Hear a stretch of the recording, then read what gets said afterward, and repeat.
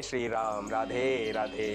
आज आपको वो कथा सुनाने जा रहा हूं जो आपको भगवत धाम अवश्य दिलाएगी, जो आपको भव से पार अवश्य कराएगी। जो कथा भागवत की ये कहती है कि जिस प्रकार गजेंद्र को ग्रह के मुख से भगवान श्री हरि ने मुक्त कराया उनकी स्तुति से प्रसन्न होते हुए, उसी प्रकार इस संसार के जीवों को जो कि पूरे अंधे कुएं में फंसे हुए हैं, 84 लाख योनियों की भटकन में फंसे हुए हैं, जन्म मृत्यु के चक्कर में जो फंसे हुए हैं, उनको छुड़ाने का काम प्रभु श्री हरि करते हैं। और ये जो कथा है, इसे यदि ब्रह्म मुहूर्त में किसी ने सुन ली तो वो अवश्य भगवत धाम की प्राप्ति पाता है। वो अवश्य भगवान के चरणों में शरण पाकर भव से पार होकर जीवन मृत्यु के चक्कर से, 84 लाख योनियों के चक्कर से छूट जाता है और सदा सदा के लिए भगवत धाम में रहने का स्थान उसके लिए खुल जाता है।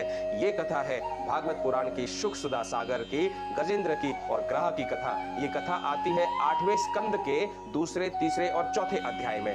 याद रखिएगा, फिर से रिपीट कर रहा हूं, भागवत पुराण शुक सुधा सागर के 8वें स्कंद के दूसरे, तीसरे और चौथे अध्याय में ये कथा गजेंद्र की और ग्रह की है, जिस कथा को हम आज करेंगे। और ये एक ही एपिसोड में ये कथा की जाएगी, क्योंकि आपको भी जब भी सुनना है तो ब्रह्म मुहूर्त में उठकर आपको इसे सुनना है, इसे ग्रहण करना है प्रेम पूर्वक। तभी तो भव सागर के पार होने के लिए बड़ी सी नाव आपके लिए तैयार खड़ी रहेगी। तभी आप जीवन मृत्यु के चक्कर से छूट पाएंगे, तभी भगवान की भक्ति को पा पाएंगे। हम ये जानेंगे किस प्रकार गजेंद्र ग्रह के मुख में फंसे, उनका पूर्व चरित्र क्या था, पूर्व जन्म का, क्यों एक राजा को गजराज बनना पड़ा, हाथी का जन्म मिला, और क्यों वे ग्रह के मुख में यानी क्रोकोडाइल मगरमच्छ के मुख में फंसे उनके प्राण, और कैसे उन्होंने भगवान की स्तुति की और स्तुति करके अंततः भगवान श्री हरि कैसे उन्हें दर्शन दिए, और किस प्रकार ग्रह के मुख से गजेंद्र के प्राणों की रक्षा करते हुए उन्हें अपना धाम दिया। उस कथा को हम आज जानेंगे।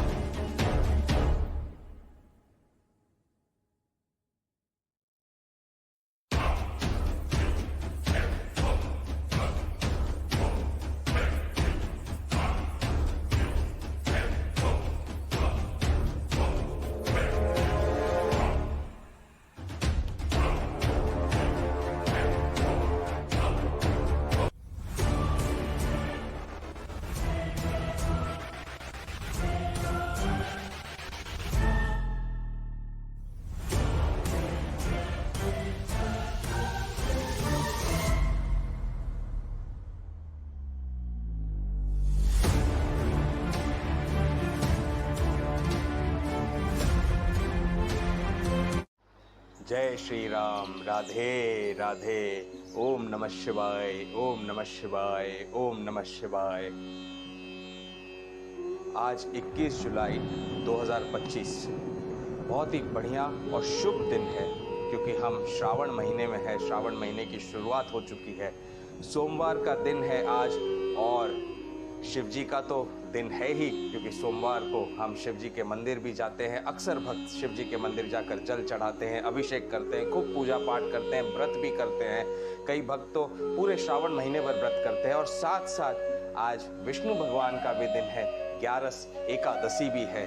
और इस शुभ दिन पर हम आज वो कथा करने जा रहे हैं जो कथा आपको भव के बंधन से मुक्त करा देगी, जो कथा 84 लाख योनियों में भटकने से मुक्त करा देगी, जो कथा जीवन मृत्यु के चक्रव्यूह में फंसने से बचा लेगी आपको और उससे मुक्त कराकर भगवत धाम की प्राप्ति कराएगी। आपने कथा तो सुनी ही होगी, और हम सभी जानते हैं कि ग्राह के मुख से गज के फंद को छुड़ायो। और किसने छुड़ाया वो फंदा? ग्राह के मुख से गज को फंद छुड़ायो, यानी ग्राह का मतलब होता है मगरमच्छ, क्रोकोडाइल। उसके मुख में गज का जो है फंदा, गज को पकड़ रखा था उस क्रोकोडाइल ने, उस मगरमच्छ ने, और वो कई वर्षों तक तड़पते रहा। इतने तड़प तड़प कर उसने सब जगह पुकार लगा ली, लेकिन गजराज की कोई सहायता करने जब नहीं आया तो अंत में वो कैसे उस ग्राह के मुख से बच पाया, उस कथा को हम सुनेंगे। तो जिस प्रकार ग्राह के मुख से गज को छुड़ाने के लिए साक्षात भगवान विष्णु, साक्षात श्री हरि आए, उनकी प्रार्थना करने पर वो जो फंदा है वही फंदा हम सारे जीवों के गले में पड़ा हुआ है, 84 लाख योनियों का जीवन मृत्यु का फंदा। और उस फंदे को भगवान छुड़ा सकते हैं। भागवत में लिखा है, और भागवत कहती है इस कथा को जिसने ब्रह्म मुहूर्त में सुन लिया तो वो 84 लाख योनियों से छूटने का उसका द्वार खुल गया, भव से पार होने का उसका द्वार खुल गया, और वो अंततः भगवान के भगवत धाम की प्राप्ति अवश्य करेगा। आइए उसी कथा की हम आज शुरुआत करते हैं। जय श्री राम। राधे राधे।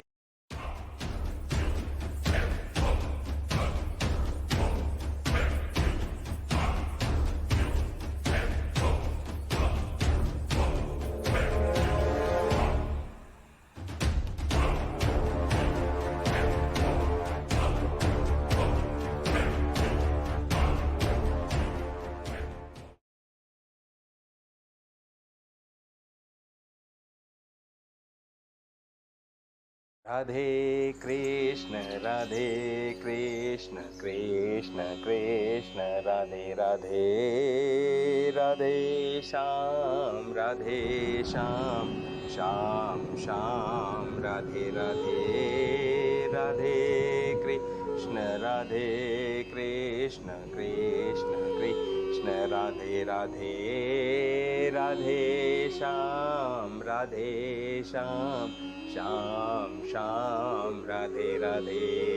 राधे कृष्ण कृष्ण कृष्ण राधे राधे। राधे श्याम श्याम श्याम राधे राधे। राधे कृष्ण कृष्ण कृष्ण राधे राधे। राधे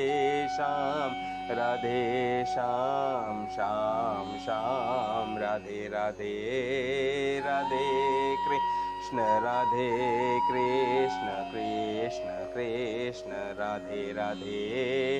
राधे श्याम श्याम श्याम राधे राधे।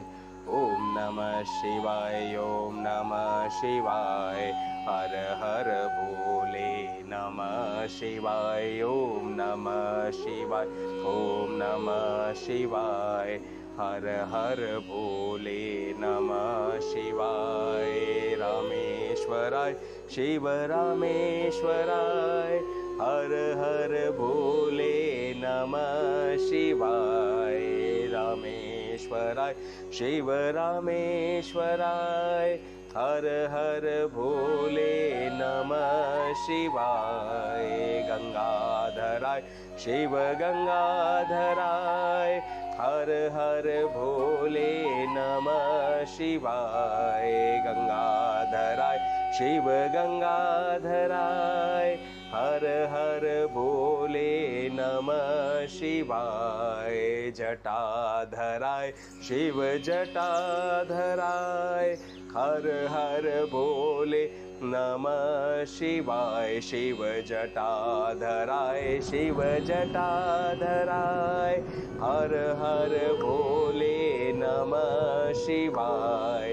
विश्वेश्वराय शिव विश्वेश्वराय, हर हर भोले नमः शिवाय। शिव विश्वेश्वराय शिव विश्वेश्वराय, हर हर भोले नमः शिवाय। भस्मेश्वराय शिव भस्मेश्वराय, हर हर भोले नमः शिवाय। भस्मेश्वराय शिव भस्मेश्वराय, हर हर भोले नमः शिवाय ओम नमः शिवाय ओम नमः शिवाय हर हर भोले नमः शिवाय शिव नमः शिवाय शिव नमः शिवाय हर हर भोले नमः शिवाय शंकर शंभु हर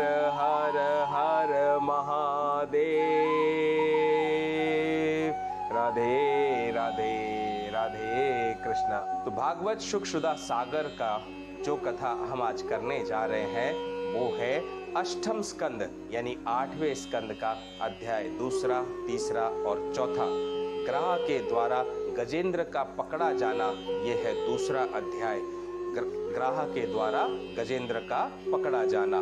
तीसरा अध्याय है गजेंद्र के द्वारा भगवान की स्तुति और उसका संकट से मुक्त होना। गजेंद्र द्वारा भगवान की स्तुति और उसका संकट से मुक्त होना ये तीसरा अध्याय। और चौथे अध्याय में गज और ग्रह का पूर्व चरित्र तथा उनका उद्धार।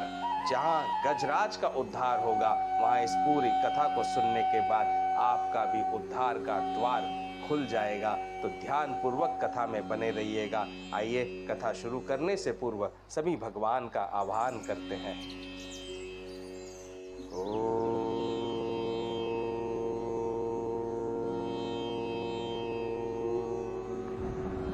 ओम श्री गणेशाय नमः। बोलो गणेश महाराज की जय। बोल रिद्धि सिद्धि मैया की जय। ओम श्री दादुराम सतराम दादुराम सतराम दादुराम सतराम। ओम पार्वती रूपे कालिंदी माँ यमी यमी नमः। ओम श्री श्री श्री हनु हनु हनु हनुमंते नमः। मेरी माँ तारा को मेरा कोटि कोटि नमन। मेरे पिताश्री को मेरा कोटि कोटि नमन। बोलो जयकारा बोल मेरे श्री गुरु महाराज की जय। बोल साचे दरबार की जय। ओम श्री सुरदेवाय नमः। नमः पार्वती पते हर हर हर महादेव। बोलो श्यावर रामचंद्र जी की जय। पवन सुत हनुमान जी की जय। उमापति महादेव की जय। शिव शंकर पार्वती माता की जय। बो नंदीश्वर बाबा की जय। सभी गुरुजनों को, ब्राह्मण वर्गों को, सभी भक्तों को मेरा कोटि कोटि नमन। सारे संसार के जीवों को और श्रोताओं को जो इस कथा को सुनने का आनंद उठा रहे हैं, जो सौभाग्यशाली है जो इस कथा को सुन रहे हैं, उन सभी भक्तों को और श्रोताओं को मेरा कोटि कोटि नमन। अब मैं माँ सरस्वती से आह्वान करता हूँ कि वे आकर मेरी मुख रचना में वास करें और उस मुख से वैसी ही वाणी निकले, धर्म संगत भक्ति परायण ज्ञान संपन्न, जो सभी जीवों का कल्याण करे। जय हो माँ सरस्वती मैया की जय। हनुमान जी महाराज से निवेदन करता हूँ कि वे मेरे हृदय में आकर आसन ग्रहण करें और भागवत की इस कथा को भगवत भक्ति द्वारा भक्ति पूर्ण बना दे। जय श्री राम। जय जय श्री राम।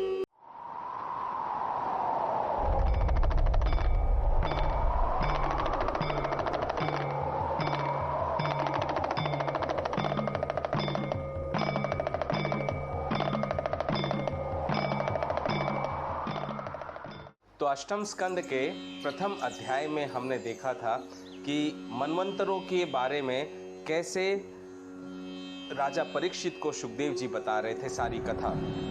और सारे मनवंतरों का जिक्र करते समय उन्होंने जब चौथे मनवंतर का जिक्र किया था, जिस चौथे मनवंतर का नाम जो था, चौथे मनवंतर के मनु का नाम, उनका नाम था तामस। वे तीसरे मनु उत्तम के सगे भाई थे। जो तामस थे वो तीसरे मनु यानी तीसरे मनवंतर के जो मनु थे उनके उत्तम के सगे भाई थे तामस। तो उनके पृथु, ख्याति, नर, केतु इत्यादि 10 पुत्र थे। सत्यक, हरि और वीर नामक देवताओं के प्रधान गण थे। तो देवताओं के प्रधान गण कौन थे उस चौथे मनवंतर में? सत्यक, हरि और वीर नाम के। इंद्र का नाम त्रिशिख था उस मनवंतर में। उस मनवंतर में ज्योतिर्धाम आदि सप्तर्षि थे। परीक्षित उस तामस नाम के मनवंतर में विद्रुति के पुत्र वैद्रति नाम के और भी देवता हुए। उन्होंने समय के फेर से नष्ट प्राय वेदों को अपनी शक्ति से बचाया था। समय के फेर से वेद नष्ट होना शुरू हो जाते हैं, लुप्त होना शुरू हो जाते हैं। तो चौथे मनवंतर में इन्होंने वेदों की रक्षा की थी, इसलिए ये वैधृति कहलाते हैं। वैधृति, वैद ऋति यानी वेदों की रक्षा करने वाले, वेदों को नाश से बचाने वाले। इस मनवंतर में हरि मेधा ऋषि की पत्नी हरिणी के गर्भ से हरि के रूप में भगवान ने अवतार ग्रहण किया था। देखो, हरि मेधा ऋषि की पत्नी हरिणी के गर्भ से हरि के रूप में भगवान ने अवतार ग्रहण किया था। और फिर उन्होंने आगे क्या कहा उसे सुनिए ध्यान से। उन्होंने कहा, इसी अवतार में भगवान श्री हरि ने ग्राह से गजेंद्र की रक्षा की थी, इसी मनवंतर में। तो भगवान जब अवतार ग्रहण करते हैं तो हर चतुर्युगी में अवतार ग्रहण नहीं होते हैं, ऐसा नहीं है। हर मनवंतर में किसी न किसी चतुर्युगी में किसी न किसी समय भगवान का अवतार होता है, किसी कारणवश धर्म की स्थापना के लिए, अधर्म के नाश के लिए। तो चौथे मनवंतर में प्रभु ने गजेंद्र की रक्षा के लिए अवतार ग्रहण किया था। अब ये बात जैसे ही राजा परीक्षित ने सुनी तो राजा परीक्षित ने पूछा कि मुनिवर, हम आपसे ये सुनना चाहते हैं कि भगवान ने गजेंद्र को ग्राह के फंद से कैसे छुड़ाया। भगवान श्री हरि ने गजेंद्र को यानी हाथी को ग्राह यानी एक मगरमच्छ क्रोकोडाइल के फंदे से कैसे छुड़ाया। सब कथाओं में सुनिए ध्यान से, भागवत कह रही है, इसका तो विश्वास सभी को करना है।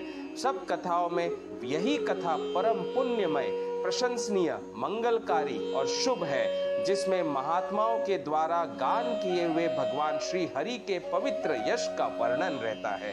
इसी कथा में महात्माओं के द्वारा गाया हुआ भगवान का सुंदर यश कीर्तन है। और इसी में ये देखने को मिलता है कि कैसे भगवान श्री हरि ने गजेंद्र की रक्षा ग्राह से की, उसके फंदे से उसे छुड़ाया। और तभी कहा जाता है कि इस कथा को ब्रह्म मुहूर्त में जो सुन लेता है वो 84 लाख योनियों के फंदे से छूट जाता है। ये कलयुग की महिमा है। हम कलयुग में हैं। कलयुग में तो केवल नाम आधार है, नाम मात्र लेने से आपकी मुक्ति हो जाती है। इस कथा का गुणगान करने से सोचिए, आपको भगवत धाम की प्राप्ति न हो, आप जीवन मृत्यु के चक्कर से न छूटे, ऐसा हो ही नहीं सकता है। तो सूत जी ने आगे कहा कि शौनकादि ऋषियों राजा परीक्षित आमरण अनशन करके कथा सुनने के लिए ही बैठे हुए थे, क्योंकि 7 दिनों में तो उनकी मृत्यु निश्चित थी। उन्होंने जब श्री सुखदेव जी से महाराज को यह इस प्रकार कथा कहने के लिए प्रेरित किया, तब वे बड़े आनंदित हुए और प्रेम से परीक्षित का अभिनंदन करके मुनियों की भरी सभा में उस कथा को कहने के लिए शुरुआत कर दी उन्होंने। वहीं से हमारा दूसरा अध्याय 8वें स्कंद का शुरू होता है, ग्राह के द्वारा गजेंद्र का पकड़ा जाना। सुखदेव जी ने कहा, परीक्षित, क्षीर सागर में त्रिकुट नाम का एक प्रसिद्ध सुंदर एवं श्रेष्ठ पर्वत था। क्षीर सागर में महा ओशन, द विराट, we are not talking about ये वाला इंडियन ओशन, हम बात कर रहे हैं क्षीर सागर की। उस सागर में त्रिकुट नाम का एक प्रसिद्ध सुंदर एवं श्रेष्ठ पर्वत था। वह 10,000 योजन ऊंचा था। अब पुराने जमाने में योजनों में इसकी गिनती होती थी। हमने पहले के अध्याय में देखा है कि एक योजन कितना लंबा होता है। तो 10,000 योजन ऊंचा वो श्रेष्ठ पर्वत था।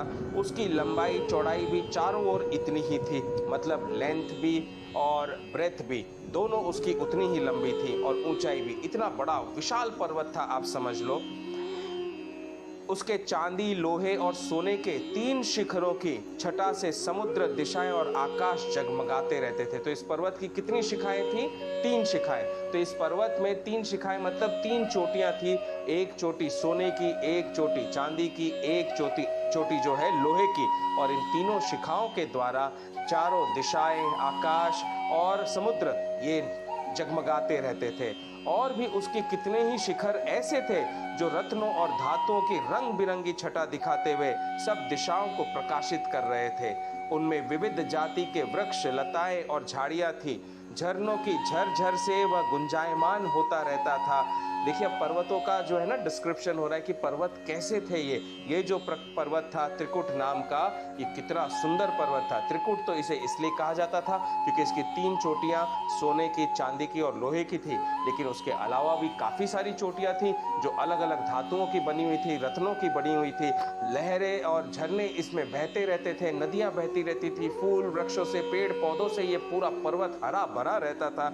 सब ओर से समुद्र की लहरें आकर उस पर्वत के निचले भाग से टकराती थी। सोचो इस एनवायरनमेंट को, इस मेस्मराइजिंग ब्यूटी को ध्यान करके सुनिएगा।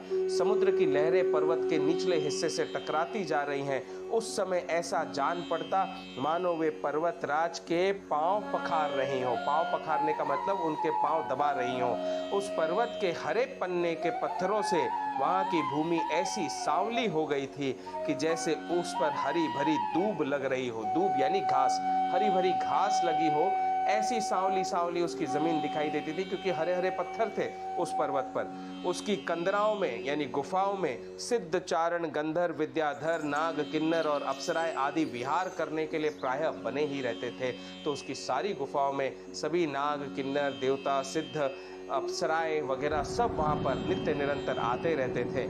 जब उसके संगीत की ध्वनि चट्टानों से टकराकर गुफाओं में प्रतिध्वनित होने लगती थी, तब बड़े बड़े गर्वीले सिंह उस दूसरे सिंह की ध्वनि समझकर सह नहीं पाते और अपनी गर्जना से उसे दबा देने के लिए और जोर से गरजने लगते थे। वो कितना सुंदर उदाहरण दिया है कि जंगल है, वन है, पर्वत है, तो वहां पर सिंह तो होंगे, शेर तो होंगे ही होंगे, लेकिन इन चट्टानों से टकरा टकरा कर संगीत की जो ध्वनि होती थी वहां पर, उस ध्वनि की गर्जना शेर की गर्जना के जैसे लगती। और वहां वन में रहने वाले शेरों को, सिंहों को जब वो गर्जना सुनाई देती तो वे इस शेर की गर्जना सुनकर और जोर जोर से दहाड़ लगाते कि हमारी आवाज उससे भी ऊंची है। तो ऐसे ये पर्वत चारों ओर शोभायमान रहता। उस पर्वत की तलहटी तरह तरह के जंगली जानवरों के झुंडों से सुशोभित रहती थी। अनेकों प्रकार के वृक्षों से भरे हुए देवताओं के उद्यान में सुंदर सुंदर पक्षी मधुर कंठ से चहकते रहते थे। उस पर बहुत सी नदियां और सरोवर भी थे। उनका जल बड़ा ही निर्मल, बड़ा ही मीठा था। उनके पुलिन पर मणियों की बालू चमकती रहती थी, यानी वो जो जितनी नदियां वहां पर बहती थी उनके किनारों पर जो है बालू चमकती रहती थी, रेत जो होती है वो चमकती रहती थी। उनमें देवांगनाएं स्नान करती थी, जिससे उनका जल अत्यंत सुगंधित हो जाता था। उसकी सुरभि लेकर भीनी भीनी वायु चलती रहती थी। तो देखो कितना सुंदर पर्वत का उल्लेख किया है कि पर्वत के अंदर कई नदियां थी और उन नदियों के बाजू में जो बालू होते थे वो बालू चमकते रहते थे। इन नदियों में देवांगनाएं यानी देवताओं की कन्याएं आकर स्नान किया करती थी, तो उसके कारण ये नदियां एकदम सुगंधित हो जाती थी। और उस सुगंध को हवा जब अपने साथ झोंके के साथ ले जाती तो सारे पर्वत के एरिया में, पूरे एरिया में एकदम सुगंधित हवा बहने लग जाती।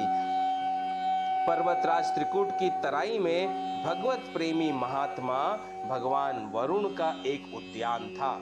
भगवत प्रेमी महात्मा जो है भगवान वरुण, उनका एक उद्यान था, उसका नाम था ऋतुमान। अब कथा शुरू हो रही है तो ध्यान पूर्वक हर एक चीज को सुनिएगा। उस उद्यान का नाम था ऋतुमान। उसमें देवांगनाएं क्रीड़ा करती रहती थी। उसमें सब और ऐसे दिव्य वृक्ष शोभायमान थे जो फलों और फूलों से सदा सर्वदा लदे ही रहते थे। उस उद्यान में मंदार, पारिजात, गुलाब, अशोक, चंपा, तरह तरह के आम, पयाल, कटहल, आमड़ा, सुपारी, नारियल, खजूर, बिजोरा, महुआ, साखू, ताड़, तमाल, असन, अर्जुन, रिठा, ये सारे फल फूल के नाम ले रहा हूँ। कितने सारे फल फूल उस पूरे पर्वत पर लगे हुए थे। सोचिए कैसा समय था, वो काल था। रिठा, गुलर, पाकर, बरगद, पलास, चंदन, नीम, कचनार, साल, देवदारू, दाख, ईख यानी गन्ना, केला, जामुन, बेर, रुद्राक्ष, हरे, आंवला, बेल, कैथ, नींबू और भिलावे आदि के वृक्ष लहराते रहते थे। जिस वन प्रदेश में, जिन पहाड़ों में इतने सारे फल फूलों के वृक्ष लहरा रहे हो, वहां पर रहने वाले कभी भूखे हो ही नहीं सकते हैं। जहां पर इतनी मंद मंद हवा बह रही हो, वो तो स्वर्ग से भी बढ़कर स्थान हो गया।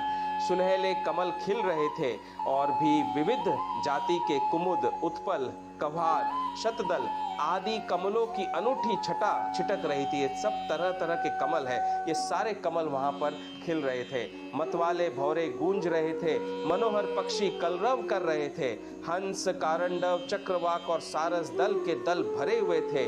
पंडुबी, बतख और पपीहे कूज रहे थे। मछली और कछुओं के चलने से कमल के फूल हिल जाते थे, जिससे उनका पराग झड़कर जल को सुंदर और सुगंधित बना देता था। कितना सुंदर विवरण दिया हुआ है ना। कदम्ब, बेत, नरकुल, कदम्बलता, बेन आदि वृक्षों से वह घिरा हुआ था।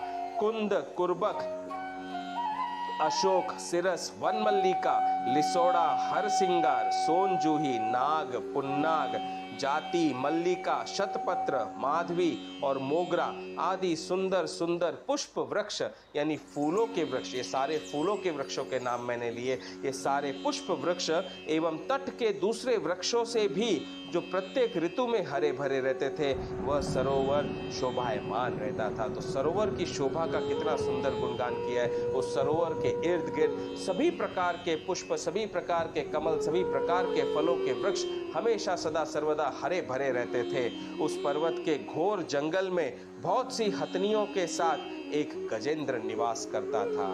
अब आए हमारे गजेंद्र। तो उसी जंगल के एक स्थान पर पर्वत में बहुत सी हथनियों के साथ गजेंद्र निवास करता था। वह बड़े बड़े शक्तिशाली हाथियों का सरदार था, बड़े बड़े शक्तिशाली हाथियों का। अब ये गजेंद्र कितना शक्तिशाली था, कितनी ताकत थी इसमें, उसका विवरण भी सुनिए कि वो सारे बड़े से बड़े शक्तिशाली हाथियों का सरदार था। एक दिन वह उसी पर्वत पर अपनी हथनियों के साथ कांटे वाले कीचक, बांस, बेत, बड़ी बड़ी झाड़ियों और पेड़ों को रौंदता हुआ घूम रहा था। उसकी गंध मात्र से सिंह, हाथी, बाघ, गेंडे आदि हिंस्र जंतु, नाग तथा काले गोरे शरभ और चमरी गाय आदि डर कर भाग जाया करते थे। इतना वो शक्तिशाली था, सोचिए। और उसकी कृपा से भेड़िए, सुअर, भैंसे, रीछ, छल्य, लंगूर तथा कुत्ते, बंदर, हरिन और खरगोश आदि क्षुद्र जीव सब कहीं निर्भय विचरते रहते थे। सारे के सारे निर्भय विचरते थे कि गजेंद्र हैं यहाँ पर तो सिंह भी हमारा कुछ नहीं कर सकता, कोई बाल नहीं बांका कर सकता है, बिगाड़ सकता हमारा। ऐसे निर्भीक होकर वे गजेंद्र की रक्षा में घूमते रहते थे। बड़े बड़े हाथी और हथनियां भी उसे घेरे हुए चल रही थी। उसकी धमक से पहाड़ एक बार की कांप उठता था। ऐसी धमक थी हाथी की। ऐसे ही देखो, हाथियों में तो कितना दम, कितना बल होता है, लेकिन ये जो गजेंद्र थे, सारे हाथियों के सरदार, इनमें बड़ा विशाल प्रचंड दम, प्रचंड शक्ति थी। उस शक्ति ऐसी कि पर्वत के शिखर भी डोलने लग जाए उनके थाप से, ऐसी शक्ति। उसके गंड स्थल से टपकते हुए मद का पान करने के लिए साथ साथ भौरे उड़ते जाते थे। मद के कारण उसके नेत्र विवल हो रहे थे। बड़े जोर की धूप थी, इसलिए वह व्याकुल हो गया और उसे तथा उसके साथियों को प्यास भी सताने लगी। तो ऐसे मद में वो चलता था कि उस मद को पीने के लिए भौरे चलते थे साथ साथ। देखिए कितना सुंदर विवरण दिया है। तो अब जब घूमते घूमते उस हाथी को बड़े जोर से प्यास लगी गजेंद्र को। गजेंद्र उन्हें इसलिए कहा गया क्योंकि वे राजा थे, वहां के सारे हाथियों के सरदार थे।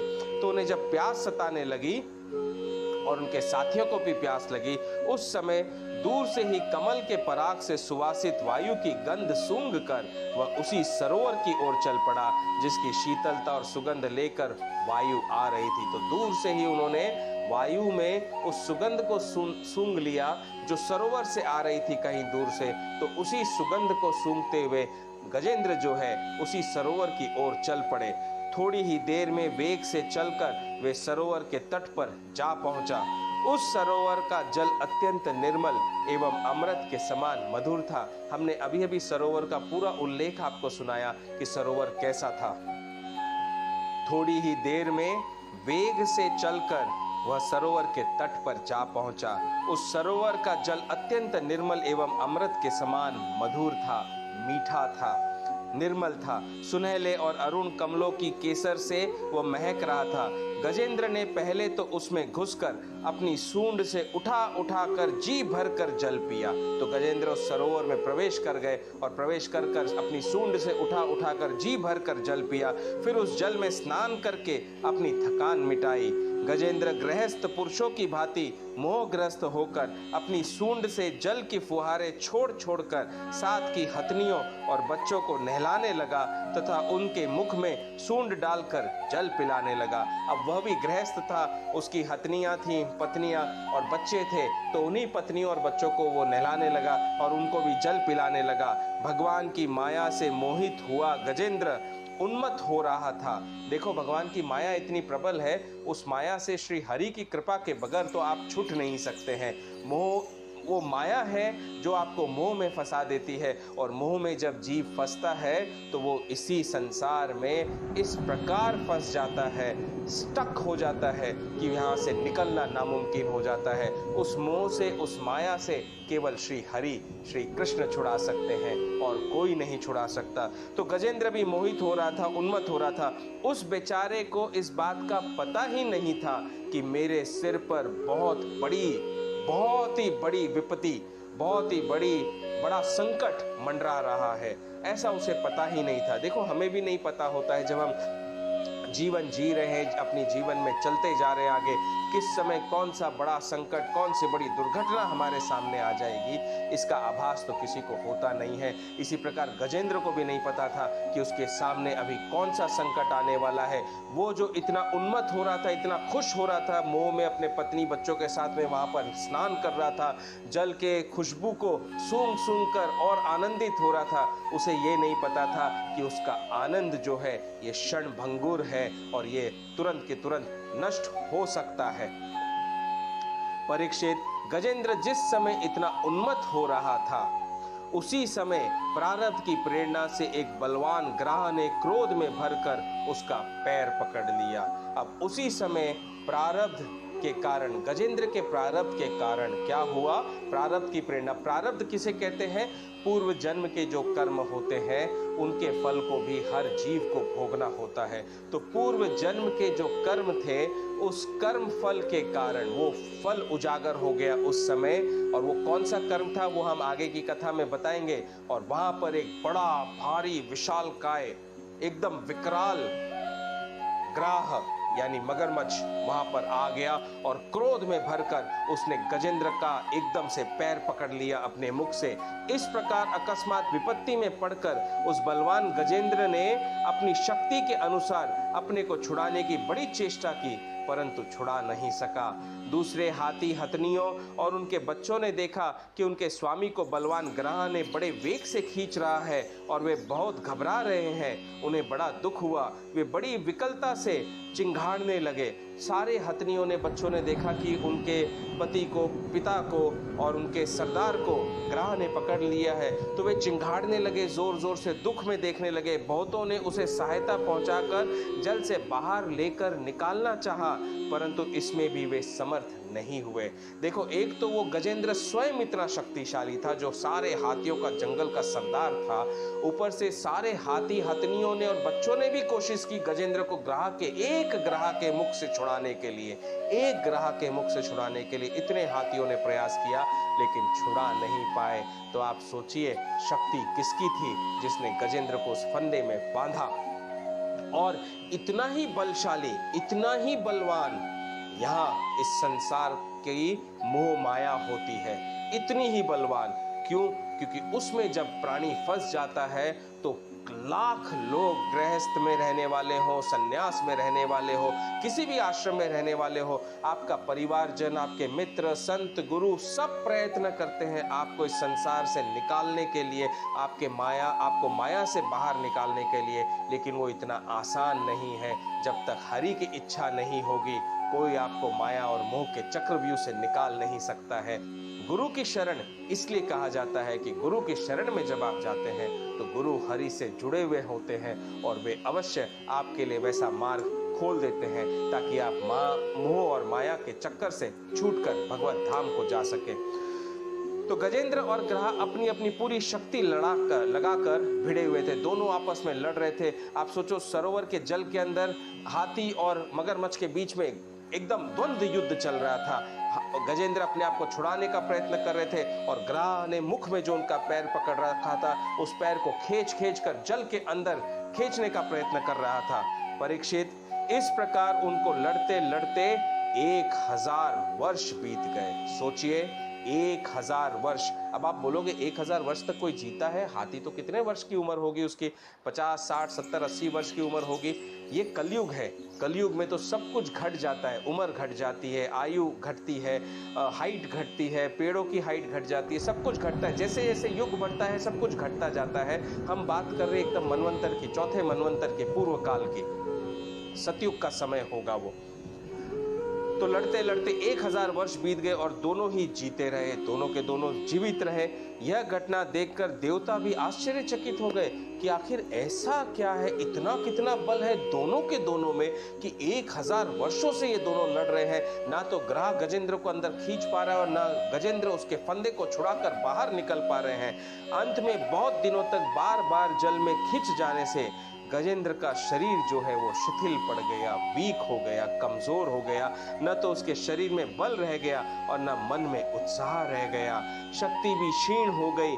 इधर ग्राह तो जलचर ही ठहरा, वो तो जल में रहने वाला प्राणी है, इसलिए उसकी शक्ति क्षीण होने के स्थान पर और बढ़ गई। वह बड़े उत्साह से और भी बल लगाकर गजेंद्र को खींचने लगा।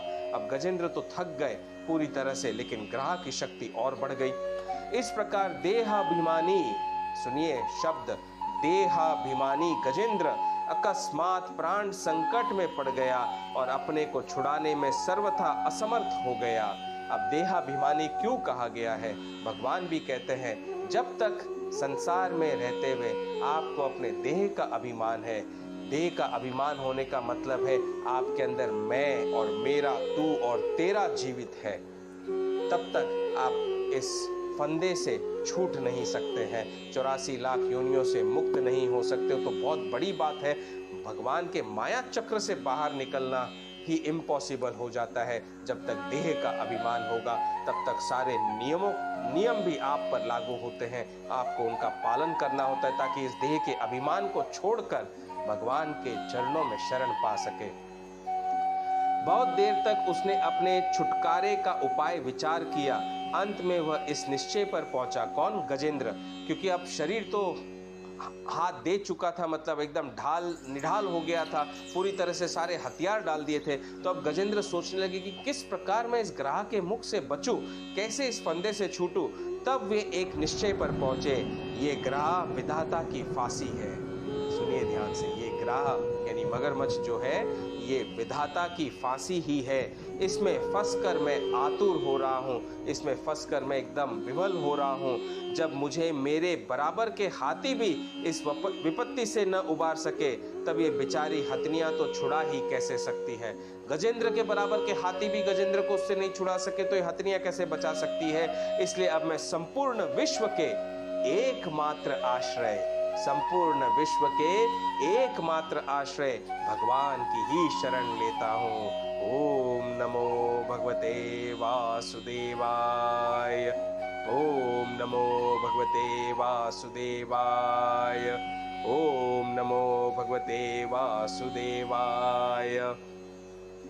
काल बड़ा बली है, यह सांप के समान बड़े प्रचंड वेग से सबको निगल जाने के लिए दौड़ता ही रहता है। काल ऐसा ही है, इसमें अत्यंत भयभीत होकर जो कोई भगवान की शरण में चला जाता है उसे वे प्रभु अवश्य अवश्य बचा लेते हैं। उनके भय से भीत होकर मृत्यु भी अपना काम ठीक ठीक पूरा करता है। वही प्रभु सबके आश्रय है, मैं उन्हीं की शरण ग्रहण करता हूँ। तो गजेंद्र ने सोचा कि जिस प्रभु की शरण में साक्षात काल रहता है, जिस प्रभु की शरण में और उनके भय से मृत्यु भी अपना काम बराबर से करता रहता है, उन्हीं प्रभु की शरण को ग्रहण करना अब अत्यंत आवश्यक है, क्योंकि उनके अलावा इस ग्राह के फंदे से मुझे और कोई नहीं छुड़ा सकता है।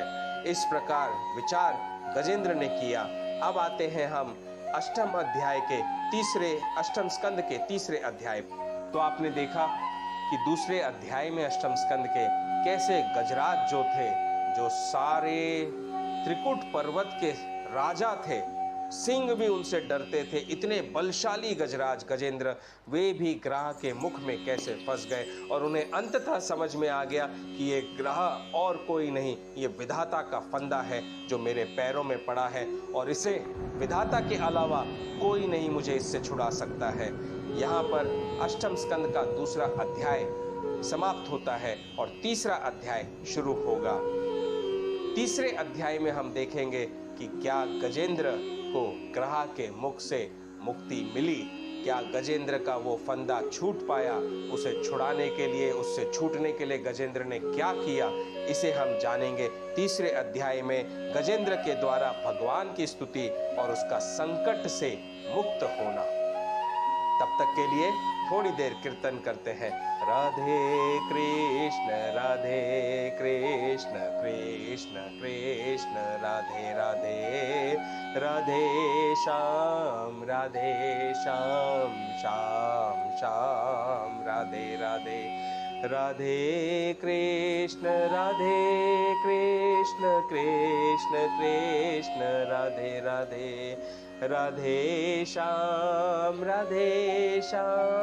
श्याम श्याम राधे राधे, राधे कृष्ण